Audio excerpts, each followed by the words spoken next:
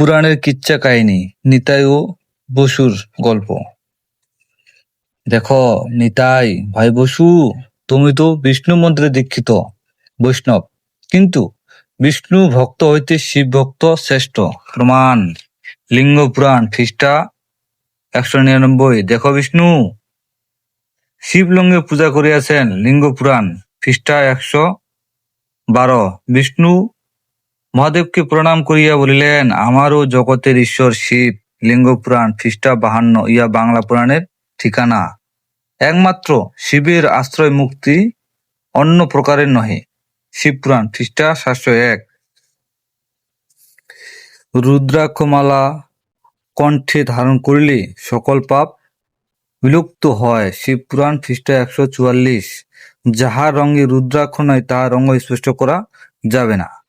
শেষ, শিব বলে গেল। এখন শিব পুরাণ পৃষ্ঠা 145। দেখো, লক্ষ যোজন ঊর্ধ্বে ব্রহ্মলোক, তাহার দ্বিগুণ ঊর্ধ্বে বিষ্ণুলোক এবং কোটি যোজন ঊর্ধ্বে শিবলোক। শিব পুরাণ বলে গেল পৃষ্ঠা 502। তাহলে কোনটি ঠিক? যে বৈষ্ণব শিব নিন্দা করে সে মহানরকে গমন করে। পদ্মপুরাণ স্বর্গখণ্ড পৃষ্ঠা 106।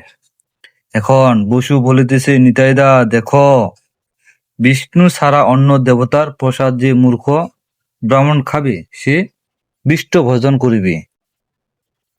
জানিবে শিবের প্রসাদ যে খায় নিশ্চয় চণ্ডাল হয়, কুটিল লম্পট, তাহাকে নরকে জ্বলিত হয়। পদ্মপুরাণ উত্তরখণ্ড অধ্যায় 263। যারা শিবের নিবেদন প্রসাদ ভোজন করিবে তাহাকে ভারতের এক কুকুর হইয়া জন্ম নিতে হবে। ব্রহ্মপুত্র পুরাণ অধ্যায় 27 শ্লোক 28 ও 40। যাহারা শিবের পূজা করে, শিবের ব্রত ধারণ করে, তাহারা সৎশাস্ত্রের বিরুদ্ধ ও পাষণ্ড। কি বলিলেন? ভিগু বলিলেন। ভাগবত 4 স্কন্ধ অধ্যায় শ্লোক 28। তাই ভগবান শ্রীকৃষ্ণ গীতায় 10 অধ্যায় শ্লোক 26 বলিলেন, মনুষ্যগণের মধ্যে আমি ভিগু, গীতা মানিলে শিব পূজা নিষেধ। শেষ, কাটে দিয়ে দিল। এখন নিতাই, ভাই বসু, তাহলে এসব পুরাণের কথা মানা যাবে না? বসু, তবে মানুষ মানে কেন?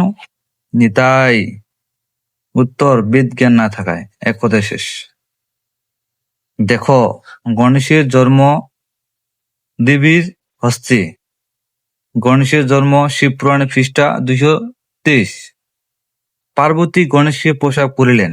লিঙ্গ পুরাণ পৃষ্ঠা 168।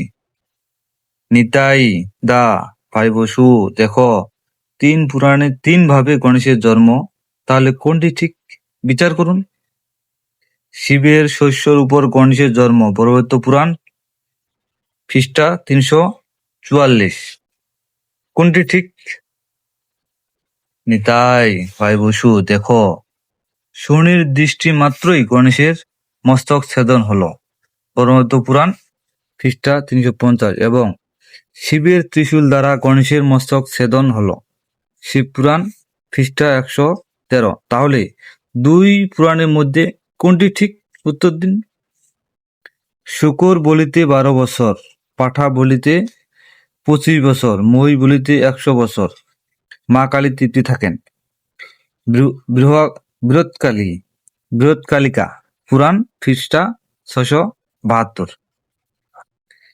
দেবীর পূজা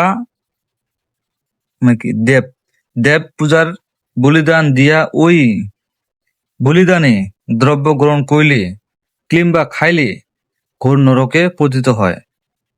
নিগুড় তত্ত্ব ভাণ্ডার পৃষ্ঠা 29। যে যাকে বলি দেয় সে পরে তাকেই বলি দেয়। ব্রহ্মপুত্র পুরাণ 216।